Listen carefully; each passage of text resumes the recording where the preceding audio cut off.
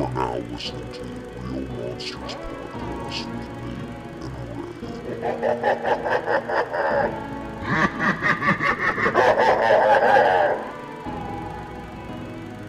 Hello, everybody, and welcome to the inaugural Real Monsters podcast. I'm Nate.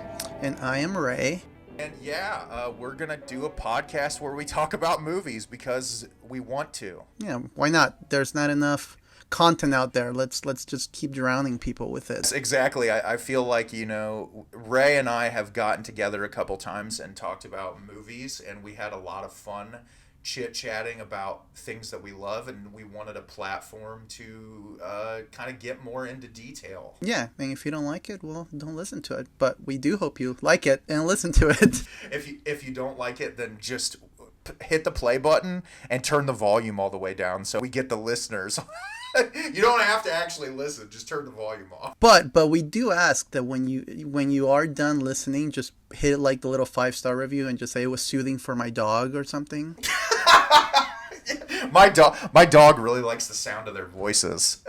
It's fantastic. So yeah, we'll get into it a little bit about why we decided to do this together. Do you want to go into it a little bit, Ray, about why we chose to do this together? I actually have been sincerely looking for more platforms that talk about movies in a more casual way without it going into some like website, that tries to indoctrinate you in films. I want it to be more casual, but also a place where we can talk about like David Lynch, but we also want to talk about the new Transformers movie, because I've always felt like the film community can get a little pretentious sometimes, and God forbid you don't like the hip new thing. And I feel like film lovers come in all forms, not just, I only watch A24 or I only watch Criterion movies. Film lovers could be found everywhere. So I wanted to just pursue something a little bit more casual, and hopefully people become more excited about talking about the things that they love, especially films, without feeling judgment from like a pretentious community. Exactly, and I think you hit the nail on the head with that one. I mean, I just graduated film school, and it was really interesting going into school because like I took a screenwriting class in my final semester, and our screenwriting professor, he absolutely hated art house films and like any sort of like small scale filmmaking, but he loved Marvel movies. When I was writing screenplays for that class, I was getting judged because I wanted to do more like intimate personal stories, and he just wanted to do the big budget. He was like, if you're falling apart in your screenplay, just write a werewolf into the story. And I'm like, that doesn't fix the issue. But I think it's funny because it comes from both ends, and it's what's so interesting. And me doing YouTube for a while now, and you know this, Ray, from seeing the stuff I post, but like when I do my YouTube stuff, I like to cover all different kinds of movies. Like I like doing Shudder because I'm super into horror movies, but I also I just did a video about like a coming of age rom-com on Hulu. I try to cover all of the spectrum because I feel like there are people out there who are afraid to talk about their love of specific films because of like how they're perceived by the general public. And sure, there's stuff out there that sucks, but I mean, you should be able to like what you like, and I think it'll be cool because we both come from very similar and also different backgrounds when it comes to like the media we like. So I think it'll be cool to hear our perspectives on certain films and like topics specifically. Right. Well, and I think that also, because I remember making jokes about this, as I've been teasing it with a couple of friends of mine that I was going to do this, I was like, it's kind of daunting because, I love Nate. He's become a very good friend of mine as we've connected over this, but he's like this dude that went to film school and he has all this knowledge and he has this like curriculum that gives them the platform to say, hey, I know movies. And then you turn around and you look at me and like, well, I like movies. I go to the theaters. That's the extent of my credentials. But the part is, and it's like I've said to you before when we've had our chats together, is like your love of film comes from a place of true passion for the medium. And despite the fact that I have education and like I spend a lot of time studying that, it doesn't make your passion any different than my own. It's just in a different way. And that's what I think's so cool about film in general is you don't, like, even the average moviegoer doesn't need to know anything about specifics of lenses or cameras to understand how impactful cinematography is to a film. It's just about how much you care about it. And so I think that's cool that we come from those different places, but like the reason we love movies is similar enough to where it's like we can talk about this, get each other's perspectives, and even if we disagree, we respect each other enough to know why we like it. And so that's cool for this platform too. Right. Well, and that's kind of what I was getting at is that once you explained that to me, I'm like, oh, that is right. And then I'm like, I wonder if there's people out there that feel, and I'm sure there is, that feel the same way, that they're like, well, I have no say because all I watch is Marvel movies. Well, that makes you a movie lover too. And that gives you, that's cause for celebration. There's nothing wrong with whatever you like, and just be proud of it and be excited to talk about it. So I've always felt that, and that's why I was doing, as you already know, a live stream series that I was trying to pursue on Instagram where we just kind of got together and talked movies. And then I kind of wanted more out of it. I'm like, I want more. Like, this is cool, but I want to do something on a greater scale. And lucky for me, you were just as interested. Yeah, exactly. And I think we have a really good rapport. It'll create some good discussion. And I think that's what Ray and I both want with this podcast specifically, is that when we were discussing the platform and what we wanted to do, we kind of jumped around ideas. And I think at the end of the day, we're going to talk about the things we want to talk about. Like some weeks you're going to get specific topics, like today for our inaugural episode, we're going to talk about a specific topic. Some weeks Ray will recommend a film or I'll recommend a film and we'll talk about it at length. We might like rank a series of films. We might do all kinds of stuff, but it's just going to be what we feel in that moment and what's comfortable and what we want to talk about.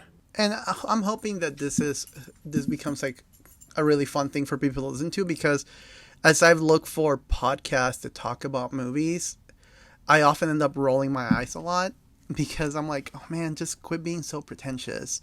Quit taking yourself so seriously. If there's someone that doesn't take themselves seriously at all, it's me. I'll be the first one to make fun of myself. I'll be the first one to tell you, yes, I am pretentious, or yes, I have zero knowledge about that, and I'm an idiot. And that's fine. But as I've been looking for content that talks about movies, you always have the film critic, the person that will tell you why your opinion is wrong or dumb, and I hate that because I have no knowledge of filmmaking beyond just what I enjoy watching. But if there's something I can attest to is, making movies is hard, and those people are out there doing the thing, and I'm not. So they're already ahead of me in a lot of ways. It's funny. I touched on that in a review that I did recently. It was like a Shudder horror movie I watched called The Cellar. And it was really bad. I mean, like, just like the dialogue was not done well. The screenplay wasn't very great. And I started the review and I was talking about how, people don't understand how difficult it is to make a movie. And so, like, whenever I approach anything, even if it's something I don't like, I try to at least find something to appreciate about it. And granted, and I'm sure we can both meet at a middle ground, there are movies that are made that are just soulless cash grabs. And I think those movies are totally fine to peel apart and talk about how awful they are because they're formulaic and they don't provide anything. But, there's a lot of people that say that about Marvel, but I think Marvel and DC even have a reason for why they're making their material, and I think there's artistry involved in that type of work. But I try not to shit on anything and just be like, oh god, this is so terrible, why would you ever do this, or personally attack people. But I feel like, I'm in a similar camp as you. I've looked a lot of times for podcasts to listen to about film, and I feel like especially people talking about it on the caliber of movies that we like too, there's like this pretension to it where it's like they'll pick apart something and say something, and then it's like they contradict what they just said on another film later on that they review, and there's no consistency to it, and it always drives me nuts. Usually what drives me nuts is when they try to throw a critique like it's a bad thing, but you're sitting there like, no, that was that was done very much on purpose. There's a podcast. I actually really enjoy this podcast, so I'm not gonna, talk crap on it. But I don't know if you listen to the You Hate Movies podcast. No, I haven't. So the You Hate Movies podcast, it's hosted by Josh Porter and Patrick Porter from the former band Showbread. Yeah. And they talk movies, and it's really fun. It can get a little pretentious. Some of the other guests can get under my skin a little bit, but because it was a spoiler episode, so I won't say exactly what they said, but they were talking about a specific movie, and the guy was like, "Oh, I just felt like this movie was stealing material from fill in the blank." Again, trying to stay spoiler free, and I was listening to it and I rolled my eyes. I'm like, yeah, the director was never shy about that. The director himself said that this movie was inspired by that source material. I don't know why this is coming as a shock to you. So that always has bothered me when people try to make a critique like, this is terrible because of this. I'm like, but that was done on purpose. Yeah, and I feel the same way about, there's a podcast, I typically really like it quite a bit, and I'm sure you've probably heard it, Ray, is Sardonicast. Have you ever listened to him? I haven't, no. Yeah, so that's YMS, Adam from Your Movie Sucks, and then Ralph the Movie Maker's on there, and then Alex from I Hate Everything, and they have a good rapport, and they get some good guests on, but I feel like there's times where their pretension sort of clouds the way they feel about, like, they'll say they like something, but then they go on like a 10-minute tirade about, well, this made me not like it, and then they'll say like, oh, I liked this a lot, and then they give it like a 3. And I feel like star ratings to movies for the most part are arbitrary. It's difficult for me even on Letterboxd sometimes when I put star ratings, because I'm like, I could love a film and technically speaking it could be like a 3.5, but my passion and my love for it would make me want to give it a 5. So that's why, like, when I do my YouTube reviews, I don't even give star reviews, because I feel like it's just so arbitrary. It's like, I rather just end the video by saying, yeah, this is worth your time, watch it, or here's what I didn't like about it, but maybe it's still worth your time. Right. And I usually prefer that over the star review, because putting a star review or even the tomato meter, it just makes it, I've seen some movies that have like a really low tomato reader review, and I'm like, this movie was fantastic. What are you talking about? And we'll get into talking about that a little later in the episode when we get into some question submissions, and you'll have a lot of fun with that one, I think. But that actually brings up to, I know you watch some of his videos, but Chris Stuckman, and I know Stuckman has moved on now to where he's making movies and stuff, but I noticed a lot of people giving him critiques in his videos about not giving the letter grading, because he's being more, thoughtful about it because he's making his own content. I love that he went away from that. Yeah, I don't think there's anything wrong with it. I mean, you're giving your honest perspective and then just saying go see it or don't see it, or, giving your problems. I think I like that direction, and I commend him for it, especially with how big he is. He did something on one of his videos that I love so much. He talked about in one of his videos how he wanted to go away from doing the letter grade, and he also said, I don't want to review movies I didn't like anymore. I just don't. I want to talk about the cool stuff that I watch, and I want people to be excited about it. And yeah, I don't want to sit here on this podcast and talk about, oh, don't go watch such and such movie. Like, I don't want to give those things the time of day. But also, like, there are people out there that legitimately love those types of movies, so why make those people feel like idiots because they like something I didn't, Exactly, and that's why I say when you provide negative criticism to anything, at least like do it from a perspective where it's more factual and less just like, you're dumb for liking this. I've always had a really hard time with that when people attack people, even like not just in movies, but music and literature and everything else that you're involved in that's like a media stream. People like things because they like it. And I mean, you can provide critiques and say, oh, I don't like this because it's written like this. But finishing it off with saying like, but that's just me. You can like what you want. I think that's the most important part of any criticism. It's funny because there's one of my best friends in the whole world. She's really into horror as well. And we've connected over that. And a couple of years ago, like I was taking myself a little too seriously. So She would talk about some of these horror movies, and I'd be like, oh, I don't want to watch that. That looks awful. That looks so terrible, so tacky. You throw in the word that you want to attach to it. And she was like, I like watching these movies because they're fun, because they're entertaining, because they make me feel good when I'm sick in bed and I put these movies and I feel, like I'm having fun. So that really stuck with me. And after that, I'm like, you know what? I need to stop taking myself so seriously and enjoy some of these movies. I remember there's a movie that I love. You probably have seen it, Crawl. Yes. So Crawl, if I would have watched that movie when I was, say, in my mid-20s, I would have told you how awful that movie was. But now that I'm older and I'm watching these movies, I'm like, this is fun. This is really fun. And sometimes that's all I need. I just need fun. I don't need some crazy life-changing experience. Sometimes I just want to have fun. I actually watched Crawl on an airplane, and I was so entertained by it and just thought that I felt the same way as you. It was like, it wasn't anything groundbreaking. It wasn't anything like pushing the boundaries of cinema, but it was a really well-shot horror movie about being attacked by these reptiles, and I enjoyed it a lot. I really liked it. I really liked it too. But like, what I'm getting at is that 5 years ago, I would have told you, oh, that's such a cliche, ridiculous movie. Well, I was just saying because I took myself so seriously and I was trying to be this pretentious movie critic when, I didn't like that guy. I didn't like hating things. I wanted to just have fun, to seek out things that I loved.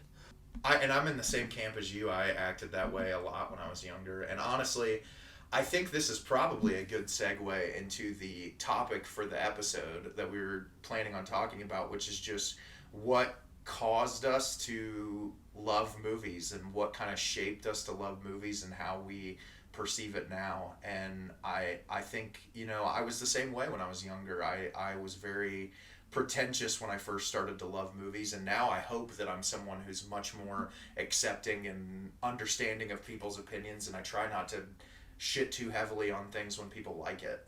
Well, let's take it away. I feel like because you even landed in a film school, which that's something I never considered myself. So how did you get from being a pastor's son to a film school major? Yeah, so when I was growing up, I shared a room with I have 3 siblings, and I shared a room with my brother who's like he's like a year and a half younger than me, and we always bonded really heavily over movies. I mean, we watched like Indiana Jones and the Temple of Doom was like one of the movies we watched over and over again when we were younger, and there were so many movies. We had like a DVD player in our bedroom, and every night when we would go to bed, we'd watch movies, and my family was always really heavily involved in going to the movies on Friday nights. It was pretty ritualistic for us. If we didn't go to the movies, we'd go to now dead Blockbuster to rent movies. Rest in peace. That was always a big part of my life and something I really loved. And I would say when I was really young, I was more just like a casual, I would watch films for entertainment, but I never really took it to heart about the actual like filmmaking part of it and the background that we talk about that I have in it. And when I don't even know what the age would be, but one of the first filmmakers that really pushed me in the direction to loving film, not just as like on a casual enjoyment level, but as a medium and how it's made, would be Edgar Wright. And he was one of the first filmmakers that made me fall in love with movies. And the film in particular that made me love movies was Hot Fuzz.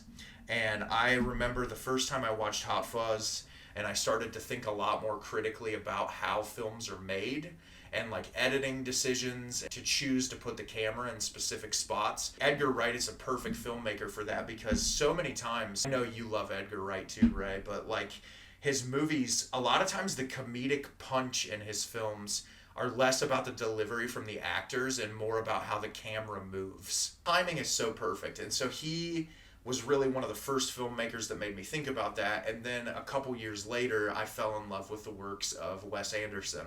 And The Life Aquatic in particular is another film that really made me love movies and think more critically about filmmaking. And from that point on, I feel like I started to seek out more, I don't know if you want to say like art house, but more like independent films that come from a place of like deep rooted passion and listening to a lot more behind the scenes and thinking about directors' decision making. And we've obviously talked about this together before, but that led me into collecting Criterion films because there's so much interesting that the collection puts out. And yeah, my passion really just stems from those filmmakers, and my favorite filmmakers now are ones who are really focused on utilizing the camera and the cinematography and the performances together to really create something impactful. And so it's definitely grown over the years, and it's something I agree with what you said earlier, where I feel like I had a lot more pretension early on when I first started to fall in love with it. Like, if you don't understand the reason why I love these movies, then you're wrong. Or if you don't like this movie, you're wrong. But now it's much more of like, I like the shit that I like because I think it's good and it resonates with me. And I hope that you feel the same way about the things that you love. Right. Well, and for me, I remember we always watched movies. So just a little background. I was born in El Salvador. So I didn't speak a lick of English at first, and then we eventually migrated to the States, and I learned the language. But growing up, my dad always watched movies. But my dad, he speaks pretty decent English.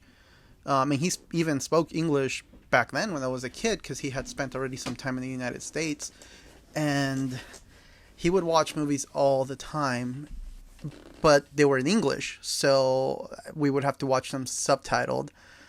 So for me, pretty much every movie was a foreign movie for me. Yeah. And I would almost get bored by them because I'm like, I have to read, I have to read my movies. And then eventually I just kind of got over that and I started reading the subtitles, which, fun fact, subtitles in movies were one of the reasons I was able to learn English.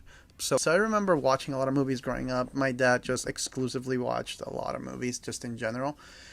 But my first impactful movie experience, I was a little kid. I couldn't have been any older than like 6 or 7 maybe. They used to play movies, like your late movie showings, just on TV, just on regular channels. They would always play horror movies. And even though I would get scared and I couldn't sleep at night, I would still sneak to the living room while everyone was asleep to watch these horror movies. And, I watched a lot of them, like the Amityville Horror, Friday the 13th. They were made for TV, so of course they were edited. But the suspense was still there, especially for like a 6, 7-year-old kid. But I remember watching George Romero's Night of the Living Dead. And I was petrified of that movie. And I couldn't sleep for like a few days. I couldn't sleep. I couldn't be left alone. I would go wake my dad up in the middle of the night. And eventually he just kind of got fed up. He's like, what is it? What is it that has you so scared? And I was like, well, the zombies are going to get me. The dead people are going to get, I didn't even know the word zombies. I was like, the dead people are going to get me. He's like, what are you talking about? So I told my dad I had watched this movie. Because unbeknownst to them, I was watching these movies while they were asleep. So I kind of came clean, like, I've been watching these like late night movies. And my dad got on the TV guide and figured out when the next showing of Night of the Living Dead was. And we figured it out, and he stayed up with me, and he sat me down, and he watched the Night of the Living Dead with me. And he was pointing out all of the issues. He was like, got very scientific, like, it's impossible for a corpse to reanimate because, and he would explain to me like the science kind of behind, like in terms of 7-year-old could understand, obviously. And then he would be like, oh, you see that was you can see the zipper on that guy's suit, and you can tell that that's makeup, and let me show you how makeup works. And he like would bring my mom's makeup. It's like, see, you can color a skin a different color. So he just kind of started breaking stuff down with me to the point that he almost ruined the magic of horror movies for me. But I was no longer scared of watching them. In fact, then it became a joy for me to watch them. Yeah, no, it was almost like creativity, yeah.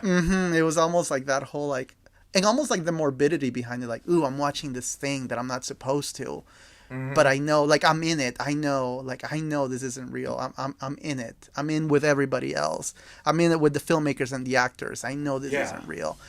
So that was like the first time that and to this day, Night of the Living Dead I've arrived at that's my all-time favorite movie. It's a good choice. And I will say, though, and I think that what you just said is really fascinating, and I think there's a lot of truth to it. But I will say, I think the testament to a great filmmaker is when you get to the point in your life where you're like, oh, this isn't real, and you've kind of suspended your disbelief when you're watching a film. The testament to a great filmmaker is when they can still scare the shit out of you and make you feel like it is real. Oh yeah. Night of the Living Dead does that for me every time. It does not matter that, people say, oh, the makeup doesn't look as good as it used to or anything. I think Night of the Living Dead stands the test of time as one of the greatest horror films ever made, and it still sends chills down my spine when I watch it every time. Absolutely. Well, and I've done a lot of kind of research on that, and just imagine when that movie came out in the 60s. Like, that must have been the most horrifying thing anybody must have seen. We have, like, now as film lovers and horror movie lovers, we have all these preconceived notions about what zombies are and, like, the lore behind zombies, but that didn't exist pre-Night of the Living Dead. George Romero was creating this entire concept that would be looked at later. I always think of, it's a little bit more of a schlocky horror movie, but have you ever seen Return of the Living Dead? Yeah.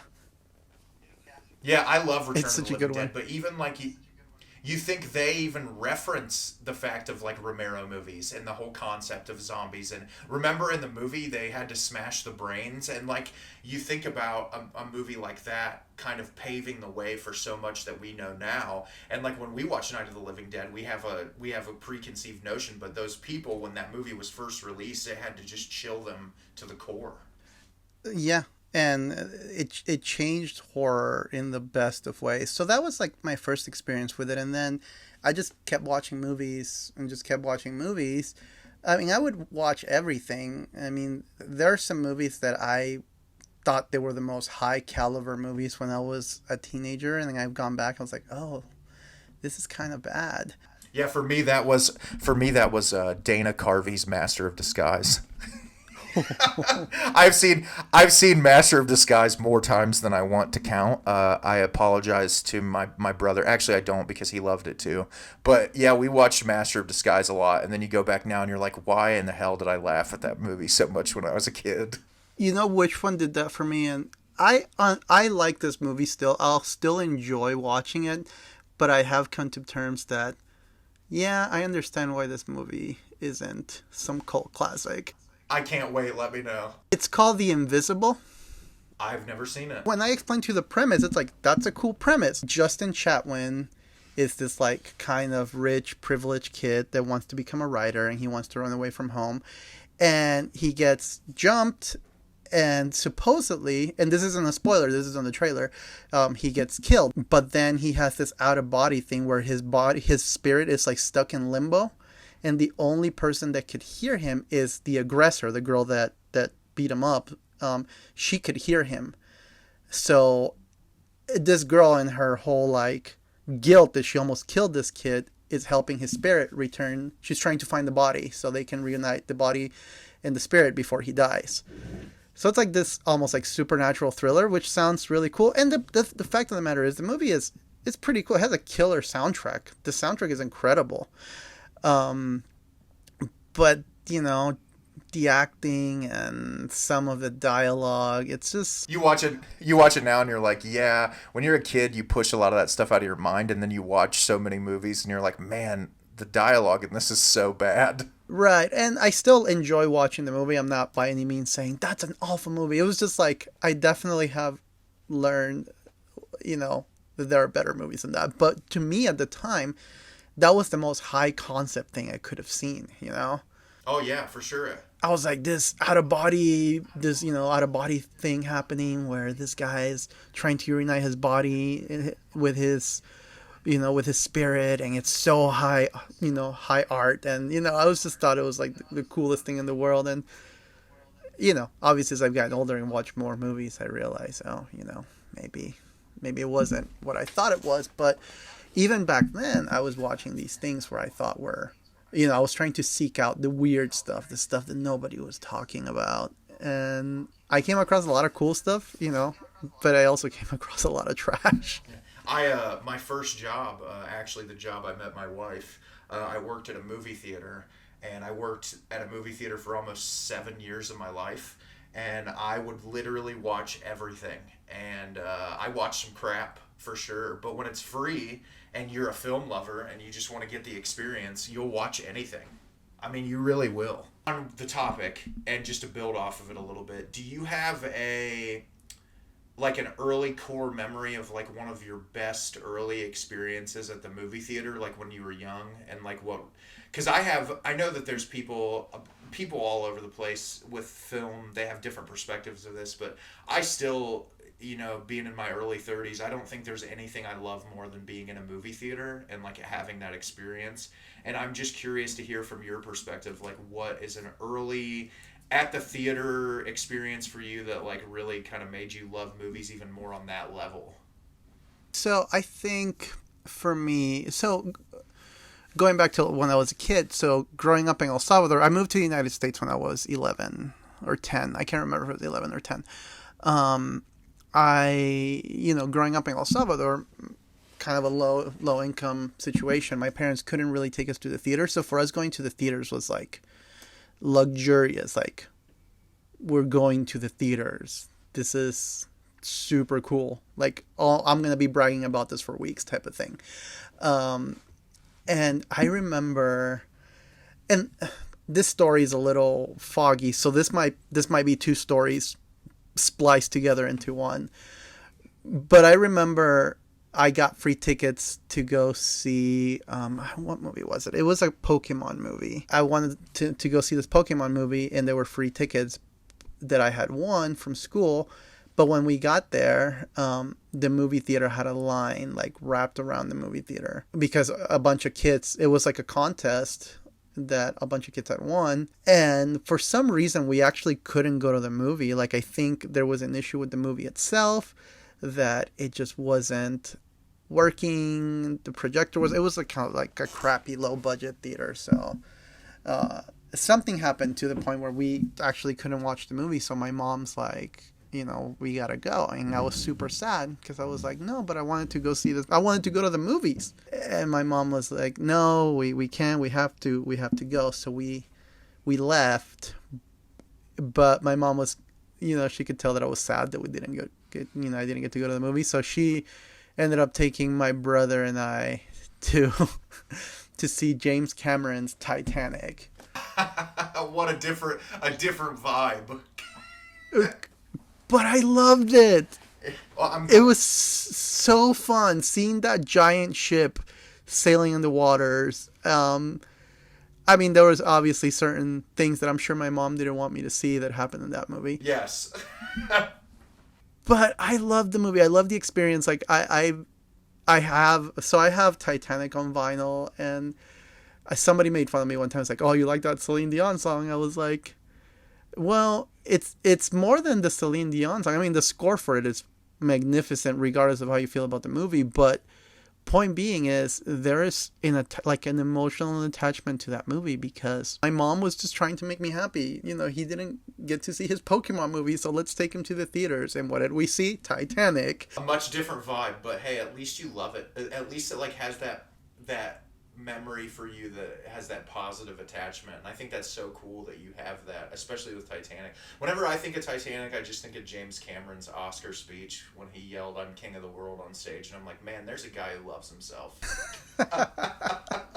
He really does love himself, but I think it's a little warranted considering the guy builds his own cameras and stuff. Yeah, so that was definitely one. I've had a couple of stories like that, but that was the one that sticks out the most because it wasn't just watching the movie and going to the theaters, but it was also like, in my mom's eyes, like, I just want to make my kid happy, and he was so excited to go to the movie, so let's go see Titanic. And that's a great story. I mean, like, that's something you can hold on to for the rest of your life and think about, and it even makes, I feel like stuff like that makes your appreciation for film even fonder.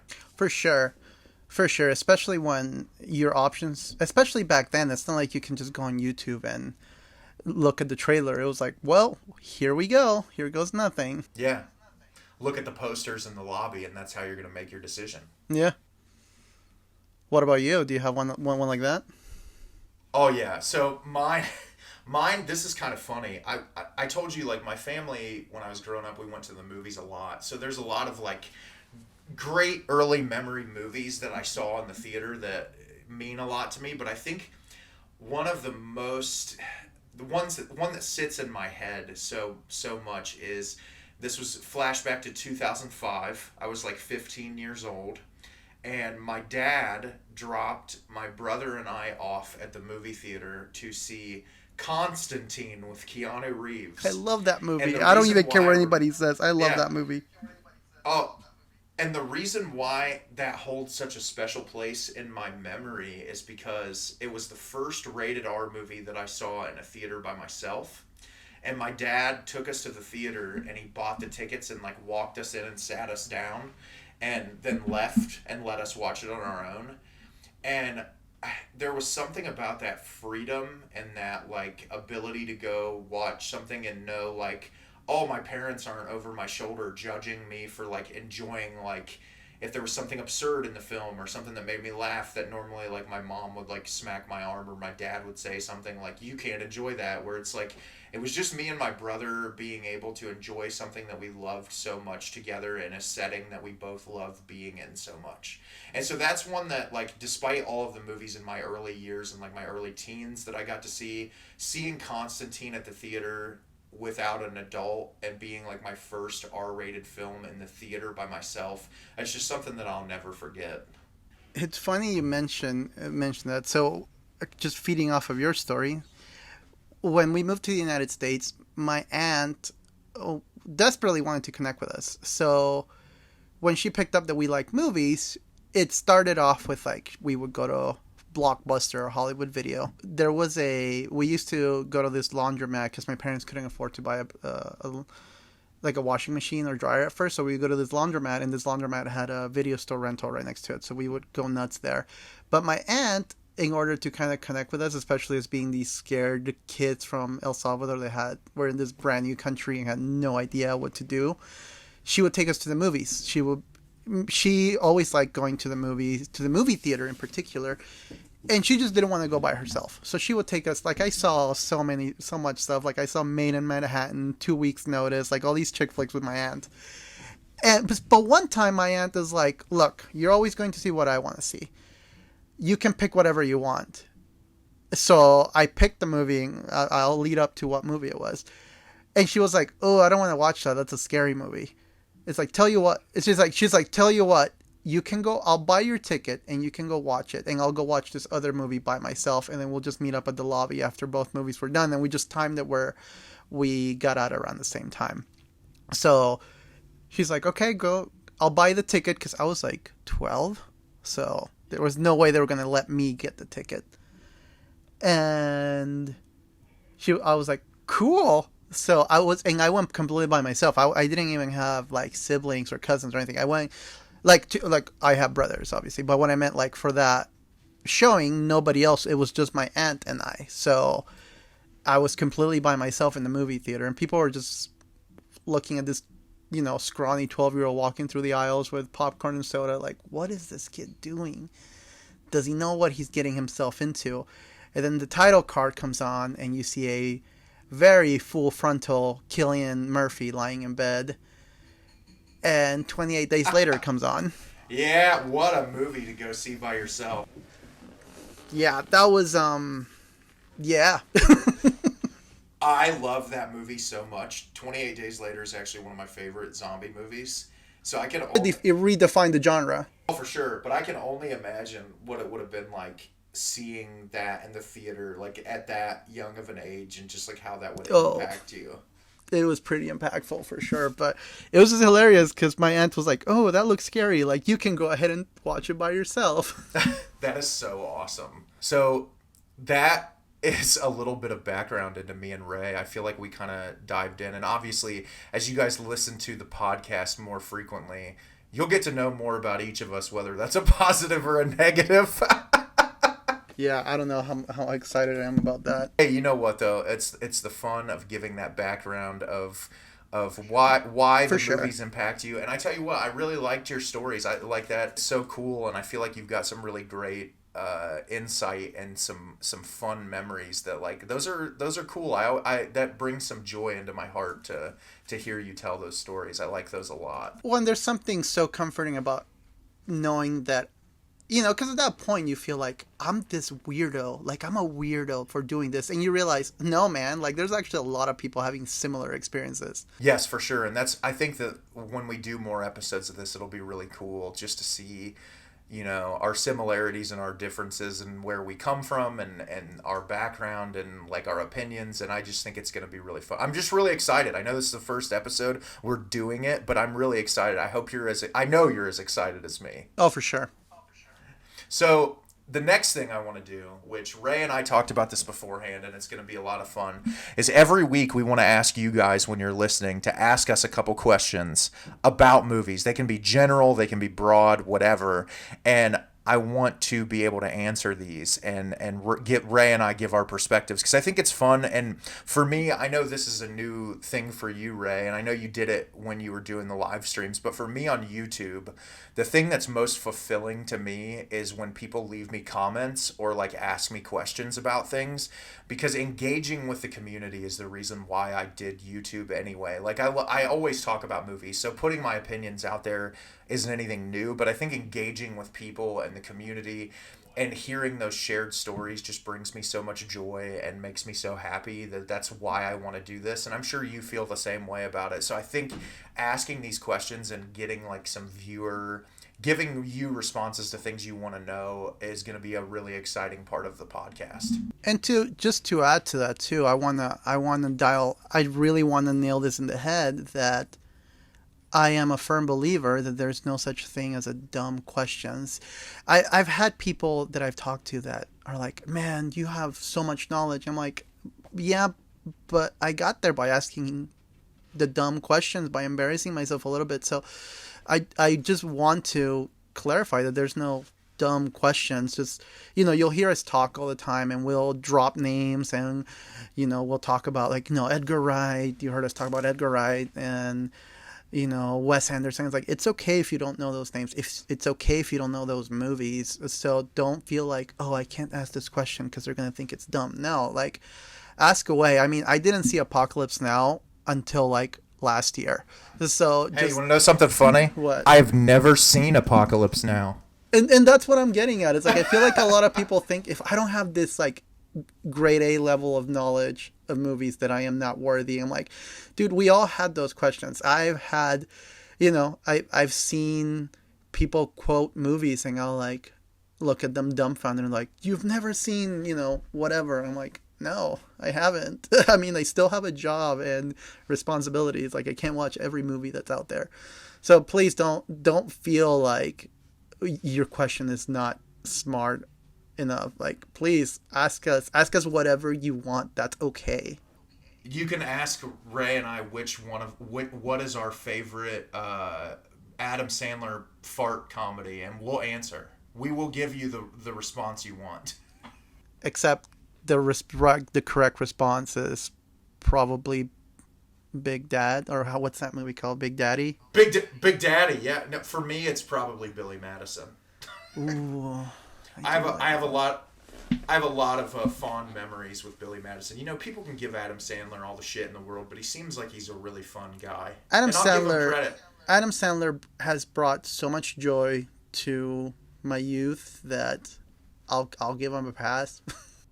Yeah, hey, you know what? If you can go around in Hollywood making the money that he makes wearing a t-shirt and baggy shorts, and you're reeling in the amount of money like Grown Ups 2 made, more power to you, man. I love that he said that if he didn't win an Oscar for Uncut Gems, that he was going to make the worst movie he's ever made, and he made Hubie Halloween. Well, and that's the thing about Adam Sandler, too, is like, yeah, you know him from all these, like, fart movies, but, I mean, the dude cranked out movies like, Reign Over Me and Uncut Gems. So Punch Drunk Love. Right. So he obviously is. Did you see that he announced that he's working with the Safdies on their next movie? Yes. Can't wait. Yes, I am so excited. I did see that, and I was like, I need to talk to Nate about this, but we were planning this whole thing out that I didn't even register to bring it up until now. Yes, I'm so excited. I can't wait. So, Adam Sandler and fart comedies leads me into our first question, which is, what is a movie that is critically hated or disliked by the film community that you genuinely love? Oh, man.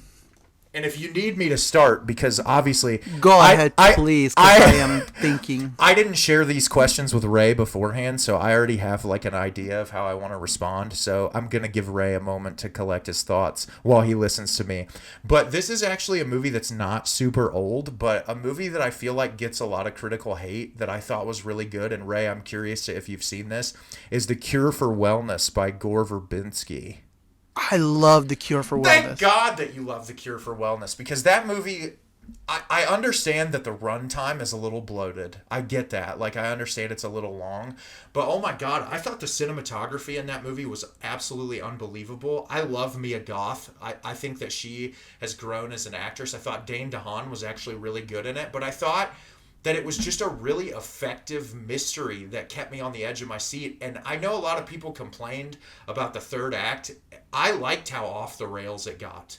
I thought that it was so incredibly engaging and fun. And it's one that, like, I bought the Blu-ray out of a bargain bin for $3.99, and I could rewatch that movie over and over again and never get tired of it. Going along with that, yeah, the opening shots of the buildings at first when they're in the offices, it's amazing. Some of the shots that they do, like when he walks into the doctor's office, but they're filming from like they're filming from the eye of the mounted animal head, or even when they do that drilling scene. Oh, there's so much good about that movie, and I'm really surprised that it was so poorly received critically. I think it got like a 35 on Rotten Tomatoes or something. I love also the sound design when he's going through the hallways with the crutches and you hear that like every step he takes. It's so unnerving. And it's not, the thing I don't get is it's not like Gore Verbinski is like an inept filmmaker. I don't know why. I feel like the only crap people could give to it is the fact that the runtime is kind of bloated. And Gore Verbinski did one of my favorite animated movies. What's that? Rango. I love Rango, man. I love Rango. It's my favorite. It's one of my favorite animated movies, and probably one of my favorite Johnny Depp movies. I saw Rango in the theater, and I loved it. I was on the edge of my seat. I'm like, man, this is a unique, non-Disney animated film that I really appreciated. I need to rewatch it. I've actually been going back through. My wife and I have been rewatching a lot of older animated movies, so I need to add Rango into my list. I will say to our viewers out there, I just rewatched Pinocchio and it sucked. I was disappointed. Have you seen Pinocchio? I feel like no, not in a long time. Right. If it tells you anything, you've seen my Letterboxd. I gave that movie a 4-star from like memory, and I gave it a 1. It was that bad.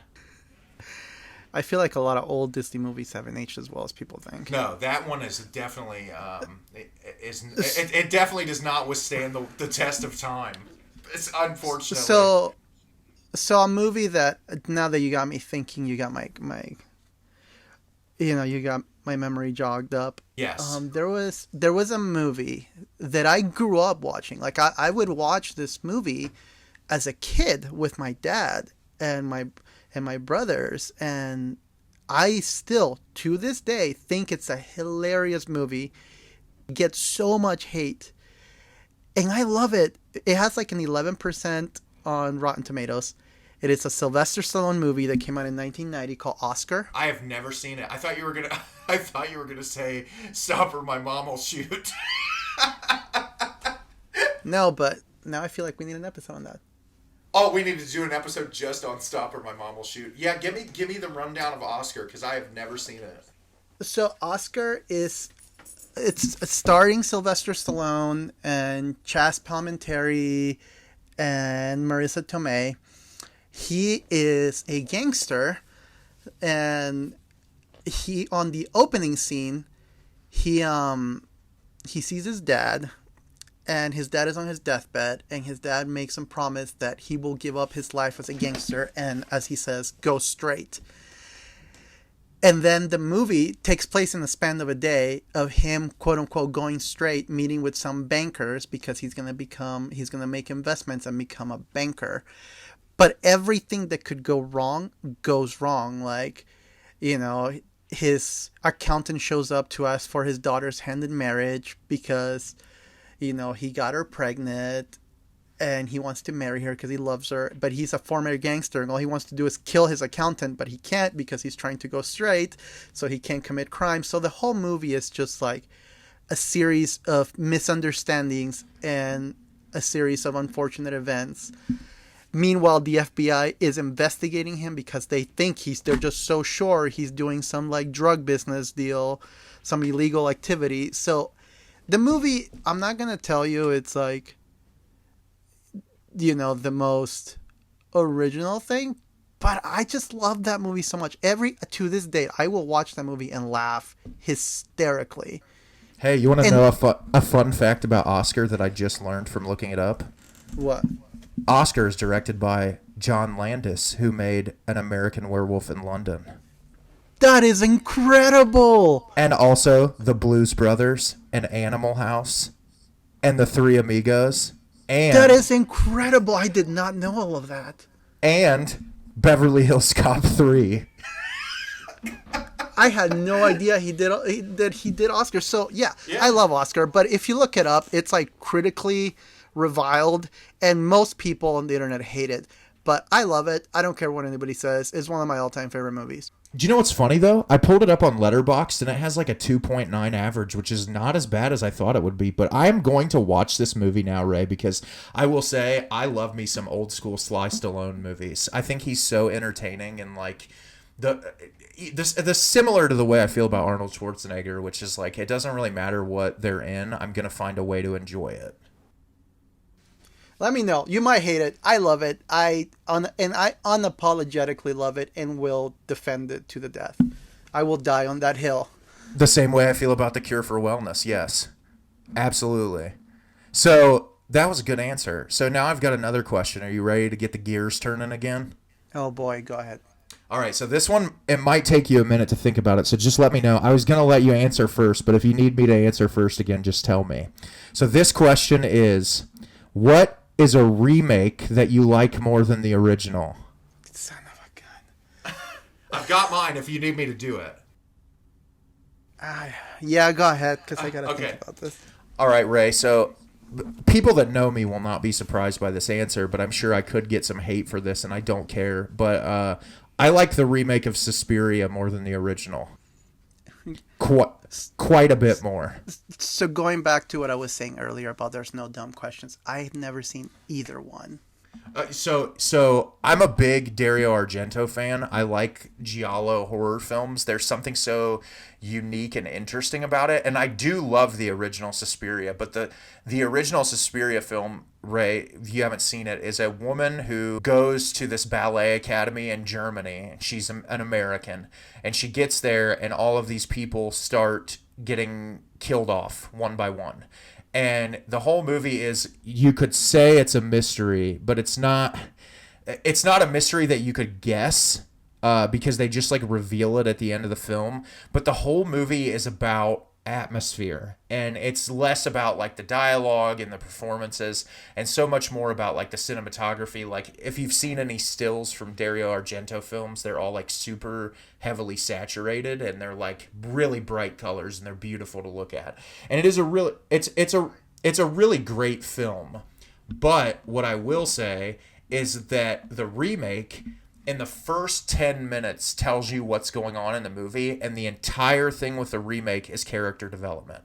It's all about building these characters. There's this really beautiful romance in it. It's suspenseful, it's violent, it's supernatural, and it's just everything that I would want in a movie. And what I love about it is, and this is my qualm with remakes normally, is with a remake, you have either someone who does it shot for shot or someone who takes the source material and makes it their own. Like the 2013 Evil Dead, for instance, is one that I really love. I really enjoy that movie a lot. If you look into the 2013 Evil Dead, he kind of took that the premise but put his own characters in it and made it his own thing. And that's what I like about the 2018 Suspiria, is the taking that source material but making it something new and unique. And also the Tom York score for that film is like one of my all-time favorites. Now I have to watch both of them. And I've always been like a fan of, like, I like Argento. I like his style, so I can only imagine I'll love it. Do you know what I respect the most about Argento that a lot of people don't know is that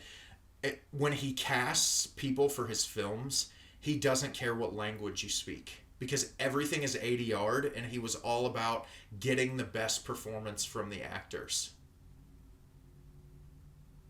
So, like, every Argento film you watch is dubbed. Interesting. I never had even made that connection. I just recently watched Phenomena for the first time, and I laughed because Donald Pleasance is in it, and all I could think about was Halloween, and Donald Pleasance has, like, a monkey butler, and it's wonderful.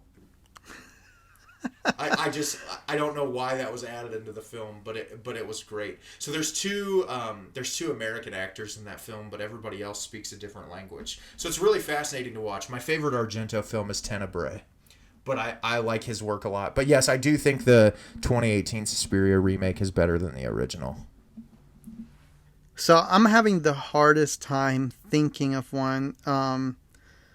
So I'll say this. This is kind of a cheat because the original one, I used to love the original one, and then I rewatched it as, older, and I realized that it's not great.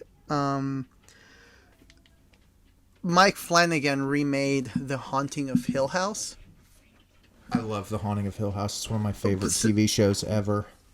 But there was a movie in the 90s called The Haunting. With Owen Wilson? With Owen Wilson. It's based on the same source material. And I used to think that movie was like the scariest thing in the world, and I watched it now. I'm like, oh, this movie is not great. It's really not. But I used to think it was the greatest thing in the world when I originally watched it, and then now that I'm older, I'm like, oh, no. And again, it goes back to what you were hitting on Suspiria, is like character development and being able to spend time with these characters. That is, I love Owen Wilson, but horror, it's just not his. Liam Neeson was in that too, wasn't he? Yeah, that was. I remember there was like some CGI like gargoyles or something in that movie, if I remember right. It's been and then the bed tries to entrap her. Yeah, that movie sucked. But you know what? When I was younger, I thought it was really scary. Oh, yeah, me too. So then when I watched The Haunting of Hill House, I was like, I remember thinking to myself, why are we making this? It was fine the way it was.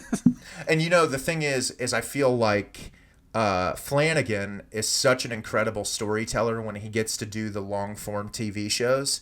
His character development is unlike anything else. Like, did you watch Midnight Mass? Yes. Just everything the man makes is incredible. I love his movies a lot too, but I like that Netflix gives him that platform to tell these long form stories, because he's just a master of character development. That was a really good answer. I agree. I really like Mike Flanagan a lot. So those are our questions for the week. As I said before, if you want to ask us a question, you can hit us up on Instagram. My Instagram is at myexitunfair, and Ray's Instagram is at analogsea. And feel free to message us or anything. We'll be posting some stuff about the episode through the week. And yeah, this was a lot of fun, Ray. I had a lot of fun talking to you about this stuff, and I look forward to the next episode. Yeah, it'll be fun. We'll try to come up with some cool, things. And also on the questions, if you have any ideas, like, hey, you guys should talk about this, it'd be cool to hear. Let us know as well. Yeah, and I think we can give this tease, but the next episode, Ray and I are going to be talking about directors that we think are super underrated. Yeah, so it should be fun. I'm excited to hear what you picked. Yeah, I cannot wait to hear yours, and we're not going to talk about it ahead of time. But thanks, everybody, for listening, and we will see you next time. All right, see you later.